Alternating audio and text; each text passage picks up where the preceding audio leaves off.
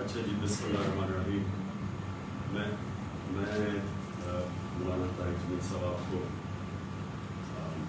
یہاں آنے کے لیے آپ کا شکریہ ادا کرتا ہوں، اور یہ پاپولر ڈیمانڈ تھی ہماری ساری پارٹی کی طرف سے، لوگوں کی طرف سے بھی، کہ آپ کا آج دعا کرنا بڑا ضروری ہے، اس لیے ہم سب کو بڑی خوشی ہے کہ آپ یہاں ہمارے ساتھ شامل ہیں۔ میں یہ ساری جو میری جماعت کے لوگ اور پاکستانی جو آج دیکھ رہے ہیں، میں ان سب کے لیے ایک پیغام دینا چاہتا ہوں۔ آج سے 1947 میں آج کی رات 27ویں کی رات کو پاکستان بنا تھا۔ پہلے ہم سب کو سمجھنا چاہیے کہ بہت بڑی خواب کا نام پاکستان ہے۔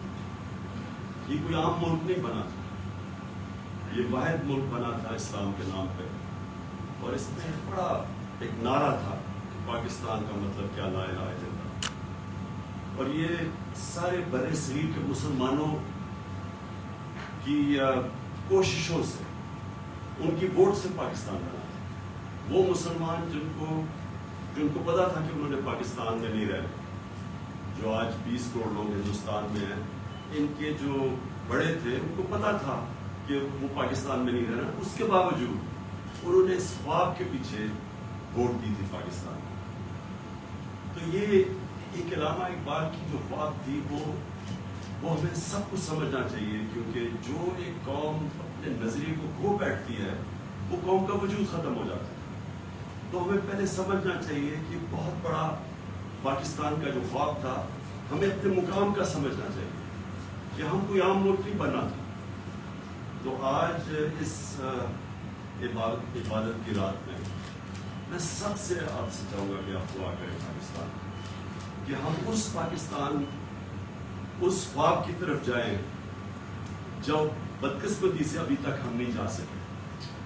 اور وہ خواب کیا تھی؟ کہ وہ خواب تھی کہ ایک عظیم قوم نے کھڑا ہونا تھا مدینہ کی ریاست کے اصولوں کے اوپر۔ یاد رکھیں، ہمارا جو قرارداد مقاصد تھا اس میں واضح تھا کہ پاکستان نے ایک اسلامی فلاحی ریاست بنا تھا، اور وہ مدینہ کی ریاست کے اصولوں کے اوپر کھڑا ہونا تھا۔ تو وہ جو تھی مدینہ کی ریاست، وہ ایک نبی صلی اللہ علیہ وسلم کی سنت تھی کہ اللہ نے ہمیں حکم دیا تھا کہ ان کے قدموں پہ، ان کے شریعہ پہ، ان کے راستے پہ چلو۔ تو مدینہ کی ریاست ان کی سنت تھی، اور وہ کیوں اللہ نے ہمیں حکم دیا تھا؟ کیونکہ وہ ریاست نے بنیاد رکھی تھی دنیا کی سب سے عظیم سویلائزیشن۔ مسلمان نے کئی 100 سال دنیا کی امامت کی، ہر طرف سائنسدان بھی ٹاپ مسلمان تھے، ہر کلچر میں، تہذیب میں سب سے آگے تھے۔ تو اس کی بنیاد رکھی گئی تھی مدینہ۔ تو یہ پاکستان کو اس اصولوں پہ ہمیں کھڑا کرنا چاہیے۔ تو اس کا جو سب سے بڑا اصول، جو نعرہ تھا پاکستان کا مطلب کیا، لا الہ الا اللہ۔ ہمیں پہلے لا الہ الا اللہ کا مطلب سمجھنا ہے۔ لا الہ الا اللہ کا مطلب کہ جب آپ اللہ کے سوا کسی کے سامنے نہیں جھکتے، انسان آزاد ہو جاتا ہے۔ اور جو ہماری یہ زنجیریں جو ہمیں زمین پہ رکھتی ہیں، یہ جب تک لا الہ الا اللہ کا مطلب ہم نہیں سمجھتے، وہ زنجیریں ٹوٹتی نہیں۔ تو ایک انسان اپنے پورے مقام پہ نہیں پہنچ سکتا۔ نبی صلی اللہ علیہ وسلم نے مدینہ کی ریاست میں انسانوں کی زنجیریں توڑ دی، تو وہ ساروں ان کو پر رہا گئے تھے، ان کی پرواز شروع ہو گئی تھی، وہ اقبال کے شاہین بن گئے۔ تو اقبال کا شاہین تو باری تب سکتا ہے انسان جب وہ اپنی زنجیریں توڑتا ہے جو ہمیں زمین پہ رکھتے ہیں۔ سب سے بڑی زنجیر ہے خوف کی زنجیر۔ یہ جو خوف ہے، جو قرآن میں اللہ کہتا ہے کہ جو لوگ ایمان لے آئے میں ان کے خوف دور کر دیتا ہوں۔ خوف کیسے دور ہوتے ہیں؟ جب اپنی زنجیریں توڑتے ہیں۔ خوف کی زنجیریں جو موت کا ڈر کہ جی مجھے کوئی ذلیل کر دے گا، اللہ نے اپنے ہاتھ پہ ذلت رکھی ہوئی ہے۔ رزق کا ڈر کہ میری جی روزگار نہ چلا جائے۔ یہ سارے وہ خوف ہیں جو انسان کو کی پرواز روکتے ہیں اوپر۔ تو علامہ اقبال نے جب کہا نا کہ اس رزق سے موت اچھی ہے، جس رزق سے پرواز میں کوتاہی آتی ہے، تو جو چیز انسان کو روکتا ہے اپنے مقام پہ پہنچنے کے لیے، وہ لا الہ الا اللہ ایک ایسا چیز ہے جو سب کچھ توڑ دیتا ہے، وہ زنجیریں توڑ دیتا ہے. تو میں آج جو اس رات پہ اپنی قوم کو کہتا ہوں کہ دعا کریں کہ یہ جو ہماری آزادی، ہماری پرواز کے راستے میں یہ جو ایک باہر سے مداخلت اور پھر سازش ہو کے ایک پتلے بٹھائے گئے، سب کو دعا کرنا چاہیے کہ ہماری یہ پرواز جو روک رہی ہے، جو قوم نے عظیم قوم بننا ہے، اس کے لیے ہم اپنی زنجیریں توڑیں تاکہ ہم آگے بڑھ سکیں، ہم غلامی کی زنجیریں توڑیں.